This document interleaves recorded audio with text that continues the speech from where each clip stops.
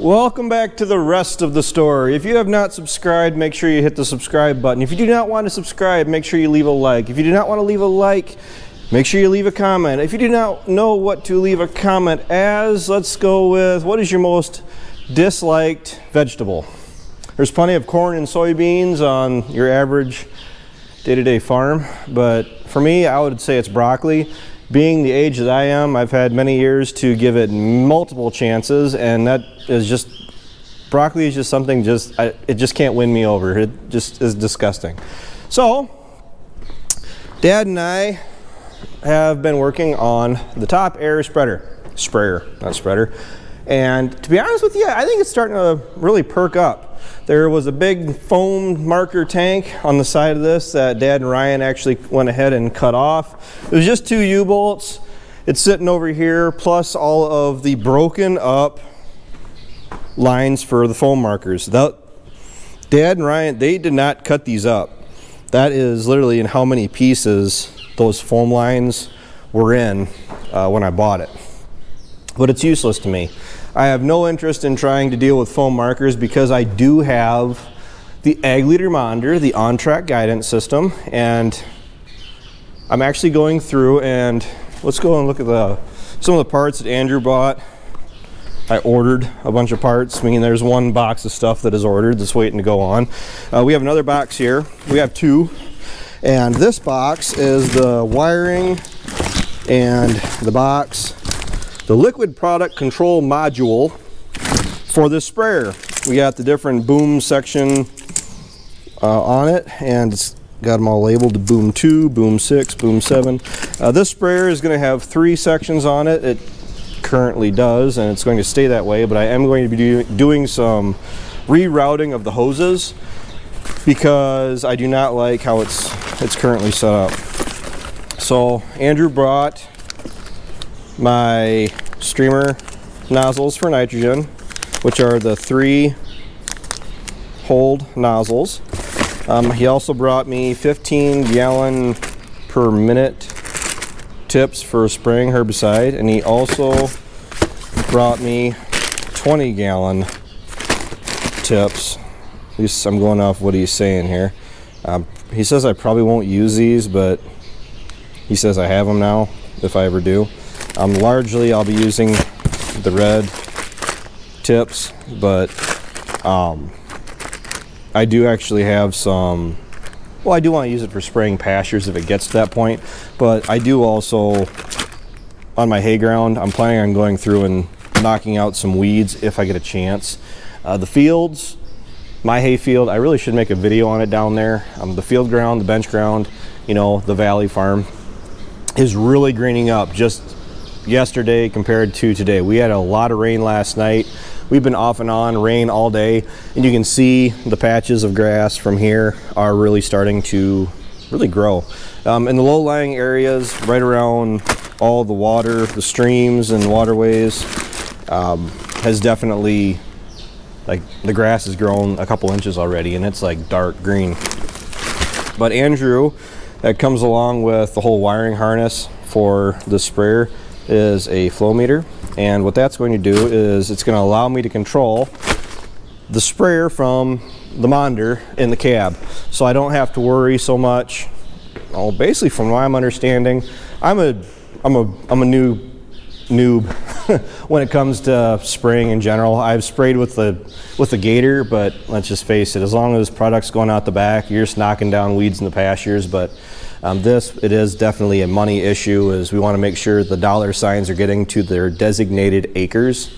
And the nice thing about this with that flow meter is it's going to automatically, well, it's going to allow the monitor to automatically control my rate as I'm going across the field. So if I set it for 10 gallons to the acre, depending on how fast I'm running, because I do have RTK in this tractor, so it does know how fast the tractor is running, it'll actually match the flow to the speed I'm going to keep the rate that I have designated going out the back of the machine.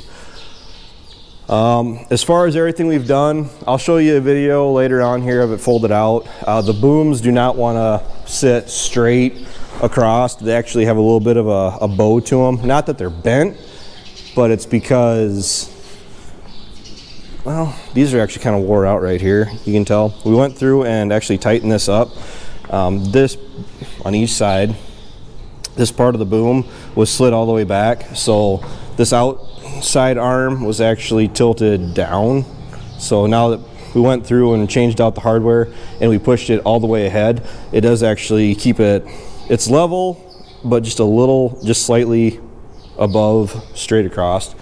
And I think it'll work just fine. I'm not looking for absolute perfection, but eventually I think we'll get there. But this is the first year, it's a trial run. You guys are seeing pretty much, or experiencing pretty much what it was like the first year we ran the liquid with the row crop cultivator. So it's a learning experience. It doesn't bother me now. I'm really confident putting down liquid side dressing my corn now. But that first year, it's a lot of trial and error and just getting comfortable with what you're doing. So we went through, we did that, we cut off the foam markers, we took off all the lines, the hydraulic lines. There's 3 hoses. They are all brand new. I actually had them switched over. They were the ISO Pioneer tips.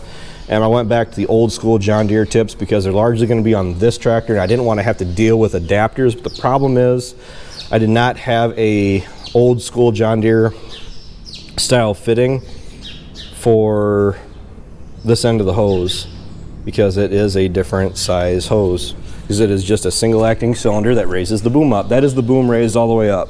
The 3-point is all the way up. The boom is all the way up. And we got a pretty good amount of clearance. And I'm going to need it because the ground that I'm going on, it's not completely even. It's got about a third of it that is, it's hilly. But the other 2/3 of it is actually, it's flat bottom ground, and actually will be some pretty easy running as long as I don't get stuck. So we won't say the S word. New hoses, new motor. I got some fittings that gotta go on there yet. I'm still waiting on another delivery of parts. I gotta go through and put that controller box I showed you, mount it here, but I want to drop it off of the tractor so I can actually work on the front here because the flow meter has to go on the other side and I have to do some rerouting there. On the boom, I actually had, Dad and I both took off one of the sides. This actually folds out, 1, 2, 3 times on each arm, so it folds out once, then you fold it out over top of itself, and then it actually had another bar that went right here, that was right here, that had a single nozzle on it. It's supposed to, they rewrapped it like back to itself. I don't know what's all going on there, but my plan is I'm going to leave it just like this. I'm not really sure if I'm going to leave the hose like that. It's just more to catch out on the end here because right now this is the end of my booms, and the reason I did that without this bar hanging out here is because the ground is hilly. Even though I can raise the boom up, I do worry about this being able to hit the ground and not destroy and actually just protect all the nozzles. And I'm really not losing much. 2 nozzles, big deal. I mean, it's not like I'm really worried about having enough time to do this. I'm only really planning on spraying 100+ acres, probably just once. I don't know if I'll go through and spray it a second time for a 3rd cut. I mean, like I said, this is a learning experience for both of us. But I want to go through, I just realized this because I really hadn't looked at the hose routing. But this is the center boom. So this is one section. But the thing is, on each side, it does tee off, and it goes up to these 2 nozzles on the booms. Well, that's fine and dandy, but here's the problem. I'm running in some pretty narrow areas. I want to be able to run just the center middle boom and be able to still run the sprayer and not have anything coming out of the booms at all, because that does play into me wanting to spray pastures, because I guess I can get some side nozzles that throw off to the side, I guess is what Andrew's telling me. One on each end, and then I can still spray like 20-30 feet or whatever it is to each side of me. Maybe it's 15 feet. That sounds about right. So that way I can still use it for spraying pastures and not worry about destroying my booms. So they're about 95% compared to being brand new. They got some rust on them. They do have some welds on them. up here on each side. Looks to me like there were some stress fractures, but looks like they welded it, and it folds out just fine. The only thing is, because this is worn, the bearings are obviously starting to show some wear and tear. My hoses are kind of jacked up, but I don't like how they wired this. I mean, I gotta look at it, but I mean, that hose is jacked up, and there's, as you can tell, it's pretty obvious. One of these hoses does have a slip through it, but I gotta go get the hose, and I'll be making sure I'm able to keep pressure. Dad and I did run it. As you can tell, the boom is already picked up. The cylinder is all the way full extended, and we did run the hydraulic pump. It did whirl up. You could hear it running, but that does not mean it's working. It just means that it's able to turn it over. I'm crossing my fingers that this didn't freeze up on me. I don't know where it came from or how they shedded it over the winter, but I haven't found much for cracked out anything. So I think I'm sitting all right. So we gotta do a little bit more work to it, but I do have a new fill line coming in because that is the wrong one for what we need. We needed a male end here, and then whatever else I need to do on the front. But the sprayer is coming together. My sales purchases, my auction wins are coming together. I do have the valve underneath. You see it's hanging out. That, I guess, is coming yet. And I'm just in the mindset I want everything ready to go. Planning on putting the 7600 onto the 630 disc here before long. I'm going to pull it up from the shed, grease it, make sure everything is kosher, okay on it. And all this stuff has to be moved around. The reason it has to be moved around is because we want to pull the 82 and the VT out. Ryan got them hooked up the other day. I want to look at the VT and get that greased up, ready to go. So just in case we decide we want to start seeding down our seeding, our hay for this year. The 630 on the 7600 isn't meant to do a lot of real serious field work, but I want to take it out and fill out any ditches and level out any ground that even before we go out and chisel plow, so that way it's somewhat smoothed out some of these ditches. We got some ground that, all of our ground, it's not some ground, that has some washing from last year from just a crazy amount of rain, and if we go through and we're able to disc it and then chisel it, it'll smooth out some of those ditches that we've never had in the history of ever. So choosing to go that route, then put a waterway in every single spot where we have waterways. Otherwise, we'd probably be 50-50 hay and corn again, which isn't the goal. We're being optimistic as farmers. You gotta look at the positives of everything and hope that that was a weather event that's hopefully gonna stay in the past, and we can get back to some regular weather. It is the end of March, it is warm, it's 50 degrees out, snow is for the most part gone, everything's starting to green up. I don't have any desire to worry about planting anything just yet, but because of worrying about any disruptions in our shipping and delivery of parts and being able to get parts, the corn planter doesn't need much of anything, hardly anything, if anything at all. The only thing that we want to check on it is all of the roller chains that we changed last year.